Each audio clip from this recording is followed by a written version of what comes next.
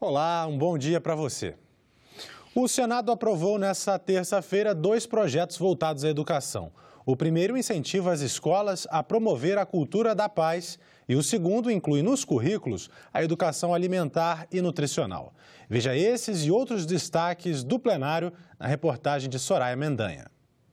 O primeiro projeto aprovado determina as escolas promoverem ações de conscientização, prevenção e combate à violência, especialmente o bullying. A ideia é construir uma cultura de paz nas instituições de ensino.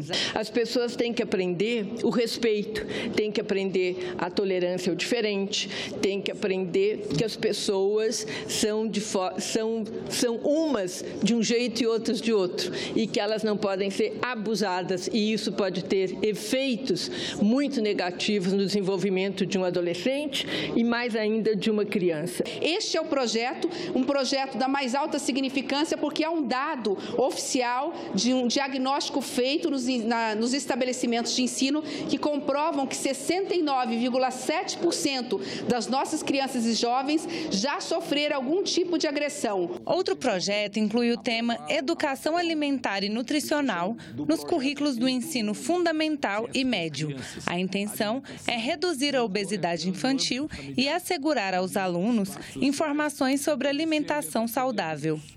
Em adição, adultos com pouca formação ou com hábitos alimentares inadequados terminam por reforçar o interesse de crianças e adolescentes por uma dieta pouco nutritiva.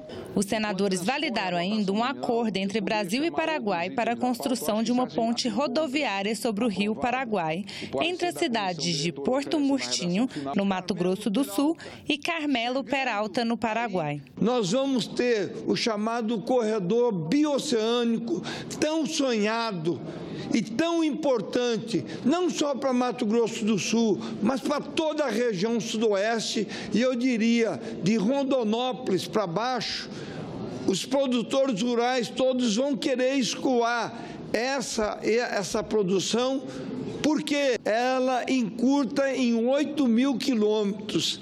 E esses 8.000 quilômetros darão muita competitividade aos nossos produtos. Além disso, acataram uma emenda da Câmara dos Deputados ao projeto que cria o Dia da Celebração da Amizade entre Brasil e Argentina, a ser comemorado anualmente no dia 30 de novembro.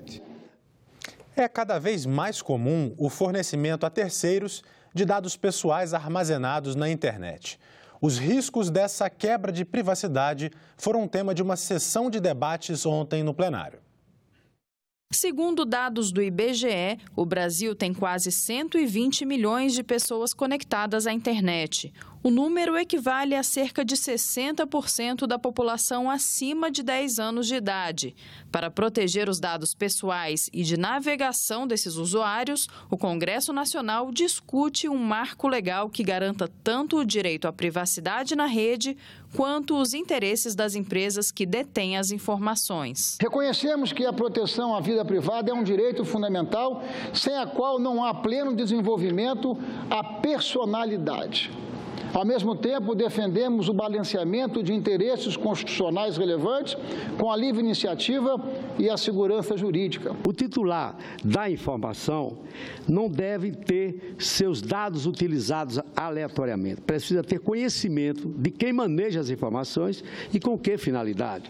Deve poder suspender ou ratificar as referências incluídas em bancos de dados. Recentemente, um escândalo envolvendo o Facebook deixou muita gente preocupada. Os dados pessoais de mais de 50 milhões de pessoas estariam nas mãos de uma empresa britânica por causa de um teste psicológico que circulava na rede social. Tornou-se evidente que a proteção de dados pessoais não é um luxo, mas antes uma necessidade. Mais de 100 países já adotaram leis gerais de proteção de dados. No Brasil, o tema é tratado de maneira dispersa na legislação e não existe um órgão especializado que garanta a privacidade dos usuários da rede mundial de computadores. Trará segurança jurídica mediante a harmonização de conceitos, elevando a proteção aos direitos individuais das pessoas e ao fomento da economia digital. Porém, caso essa legislação nasça sem uma autoridade de proteção de dados, ela será manca, provavelmente sem eficácia. Este advogado destacou o dispositivo do projeto de lei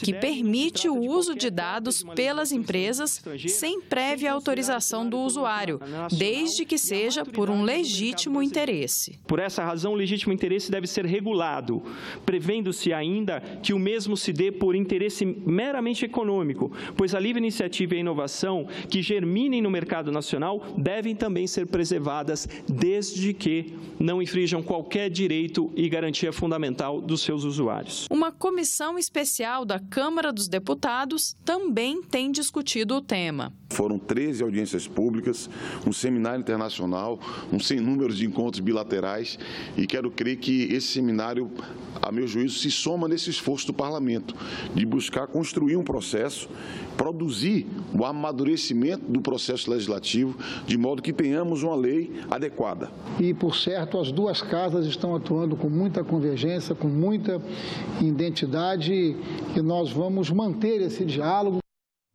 E mais 2 sessões de debates temáticos vão ser realizadas. A primeira no dia 9 de maio para discutir a paz no processo eleitoral. E a outra no dia 18 de junho para lembrar o Dia do Orgulho Autista.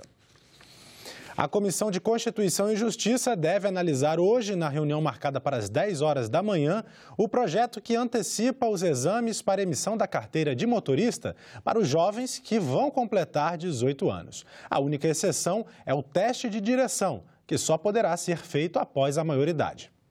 O Código de Trânsito brasileiro exige a realização de diversos exames para que os jovens tirem sua primeira carteira de habilitação. Esses testes só podem ser feitos por candidatos que tenham 18 anos completos, saibam ler e escrever e possuam RG e CPF. Além disso, o futuro motorista deve ter feito o curso de formação de condutor em uma autoescola. Mas um projeto em análise no Senado prevê que os exames de aptidão física e mental sobre legislação de trânsito e noções de primeiros socorros possam ser feitos até 3 meses antes dos futuros motoristas completarem 18 anos. O teste prático de direção continua como é hoje. Só poderá ser feito quando o jovem atingir a maioridade. Inclusive, não pode iniciar as aulas com veículo automotor antes de completar os 18 anos. Mas daí fica só esse requisito para que, a partir do momento que ele complete 18 anos, ele possa, então, iniciar os testes e também todo o treinamento para aprender efetivamente a dirigir. Para este instrutor, a iniciativa vai ser benéfica não somente para os jovens, mas também para as autoescolas. Esse processo seria muito beneficente para muitos candidatos que estão na faculdade. Ele adiantaria bastante a parte burocrática, as autoescolas também, né, que poderia se programar e manter uma carga horária mais tranquila e disponibilizar para esses candidatos uma agilidade bem maior. O projeto tramita em decisão terminativa na Comissão de Constituição e Justiça e, se não houver recurso para votação em plenário, segue direto para a Câmara dos Deputados. Vamos ver agora o que está programado para as outras comissões do Senado que tem reunião hoje pela manhã. Daqui a pouco, às 9 horas, a Comissão de Desenvolvimento Regional e Turismo discute em audiência pública o endividamento e as possíveis soluções para favorecer a situação dos produtores de cacau da Bahia. Também às 9 horas, reunião da Comissão de Assuntos Sociais. Na pauta, projeto que obriga o poder público a oferecer exames de vista e de audição aos alunos que entram no ensino fundamental. Já às 10h30 está prevista a reunião da Comissão de Educação, uma audiência pública para discutir o tema: Universidade, escada para a ascensão social ou alavanca para o progresso nacional? Às 11h30, há reunião marcada na Comissão de Transparência, Governança e Fiscalização e Controle. Um dos itens na pauta é o projeto que pode ajudar na expansão do saneamento básico. Ele determina que obras de esgotamento sanitário e de tratamento de resíduos sólidos em estados e municípios que já tenham concluído 70% do orçamento terão preferência na alocação de recursos federais. Nem governo, nem oposição acreditam que a agenda econômica do presidente Michel Temer será votada em curto prazo. As propostas estão paradas na Câmara dos Deputados. A proximidade das eleições dificulta ainda mais a tramitação desses projetos. Em fevereiro, Michel Temer enviou ao Congresso Nacional uma lista com 15 projetos da área econômica. Desses, 11 já estavam em discussão pelos parlamentares. A nova agenda teria o objetivo de minimizar o adiamento da votação da reforma da Previdência. A líder do PMDB disse que o Senado tem aprovado propostas na área da microeconomia e de segurança pública, mas lembrou que os projetos do governo estão parados na Câmara. Se nós não avançamos mais, se nós não aprovamos mais projetos, é porque tem muitos projetos na Câmara. E nós sabemos que lá é um pouco mais complicado, afinal são mais de 500 parlamentares, as comissões são maiores, então lá tem um tempo, os projetos tramitam de uma forma mais devagar, o que é natural e saudável. Por isso nós somos um sistema bicameral. Eles fazem as leis, alteram e nós fazemos as revisões. A oposição está disposta a votar alguns itens da pauta econômica, mas ponderou que nem a base governista está articulada. As matérias mais relevantes, como emendas constitucionais, também não podem ser votadas por conta da intervenção no estado do Rio de Janeiro, e isso naturalmente limita muito o tamanho, a amplitude da pauta. Mas há também o fato de que a Câmara se encontra num processo de paralisação praticamente, né? Já por conta das eleições do mês de outubro próximo, né? E isso vai, de certa forma, ditar o rumo das votações desse ano. Alguns aliados de Temer admitem que as votações dos pontos polêmicos dessa agenda devem ficar para depois de outubro. Decorrência também de toda essa instabilidade que o Brasil vive, todas as dificuldades que o próprio governo enfrenta. Eu, particularmente, não acredito que teremos uma agenda muito intensa nos próximos meses. O Brasil agora fica no compasso de espera para as eleições. Entre as propostas da pauta econômica de Michel Temer estão a reoneração da folha de pagamento, a privatização da Eletrobras, mudanças nas leis de responsabilidade fiscal e de licitações, maior autonomia para as agências reguladoras, a independência do Banco Central e o fim do Fundo Soberano. Todos os projetos estão parados na Câmara dos Deputados. Na semana passada, o IBAMA suspendeu a licença ambiental concedida ao mineroduto da Anglo American, em Minas Gerais. No Pará, a Hidroalunorte foi multada em 150 milhões de reais. Durante a produção do segundo episódio da série especial sobre a água, a TV Senado reuniu depoimentos de especialistas e pessoas atingidas, questionando o uso desse recurso natural na mineração e as consequências para as populações atingidas. Não por acaso, logo em seguida, 2 acidentes confirmaram os riscos levantados pela nossa reportagem.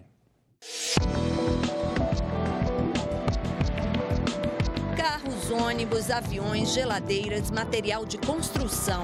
O metal domina nosso cotidiano. Seríamos capazes de viver sem ele? E todos nós queremos viajar de avião, todos nós queremos ter nossa casa, todos nós queremos ter o nosso carro. E isso vem da onde? Da mineração.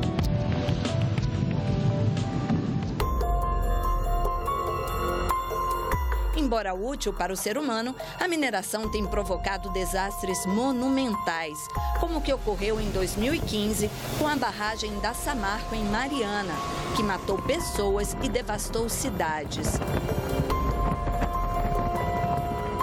Mais recentemente, tivemos o vazamento de bauxita de uma mineradora norueguesa em Barcarena, no Pará, e o rompimento do mineroduto da empresa Anglo American em Santo Antônio do Grama, Minas Gerais. Toneladas de minério de ferro acabaram caindo nas águas que abastecem a cidade. Infelizmente, esses não são casos isolados. Muitos acidentes aconteceram nos últimos anos, mudaram a vida de comunidades inteiras, poluíram as águas. Você sabe o que é um mineroduto? É uma sequência de grandes canos como esses daqui, conectados por longas distâncias, quilômetros. Eles são usados para transportar minério. E sabe o que é que leva esse minério? Água. Água bruta retirada dos rios. O Brasil tem o maior mineroduto do mundo e é o Minas Rio da empresa Anglo American. Concluído em 2014, ele tem 529 quilômetros de extensão. Um longo caminho que vai de Minas Gerais ao Rio de Janeiro. Em 2017, quase 15 milhões de toneladas de minério de ferro saíram das escavações na cidade de Conceição do Mato Dentro e levaram em média 6 dias para chegar ao Porto de Açu, em São João da Barra, litoral fluminense. Ele passa por 600 cursos de águas. Isso quer dizer rios, lagos, lagoas, nascentes. Então o impacto desse mineroduto, ele é gigantesco. Enquanto uma pessoa usa de 120 a 200 litros de água por dia, o mineroduto Minas Rio tem autorização para usar 2 milhões e 500 mil litros de água por hora, cerca de 700 litros por segundo. Tudo depende. De onde está tirando? É de um rio pequenininho, você pode estar secando um rio. E assim, se é de um rio grande, pode não fazer a menor falta. A Anglo American contesta esses números. Por meio de sua assessoria, a Anglo American afirmou que são necessários 1.550 metros cúbicos de água por hora para o transporte do minério de ferro pelo mineroduto Minas Rio. Essa água é bombeada 24 horas por dia, 365 dias por ano. Isso para não danificar o duto. Essa água realmente ela é transferida, ela não retorna, né? Até porque para você vencer a topografia para trazer essa água de volta, seria um custo muito elevado para você trazer de volta para a mesma bacia. É claro que a mineração é uma fonte de renda importante para o país. Mas será que é mesmo necessário usar um recurso limitado como a água para transportar esse minério? Será que isso não pode ser feito de outra maneira? Em 2016, a Comissão Extraordinária das Águas da Assembleia Legislativa de Minas Gerais propôs a proibição de novos minerodutos e a revisão das licenças já existentes. A sociedade reclama um novo modelo de mineração. A mineração associada a um projeto de industrialização nacional, a um projeto de desenvolvimento nacional que gere riqueza, renda e benefício ao povo brasileiro. Foi publicada hoje no Diário Oficial da União a lei que reformula atribuições, jornada e condições de trabalho e outros aspectos da carreira dos agentes comunitários de saúde e dos agentes de combate às endemias. Outra lei publicada hoje cria o Programa de Regularização Tributária Rural. Nós ficamos por aqui. Você pode rever as reportagens desta edição na nossa página na internet, senado.leg.br/tv. A seguir, o programa Argumento. O convidado de hoje é o senador Eduardo Braga. Obrigado pela sua companhia e continue sintonizado com a gente na TV Senado.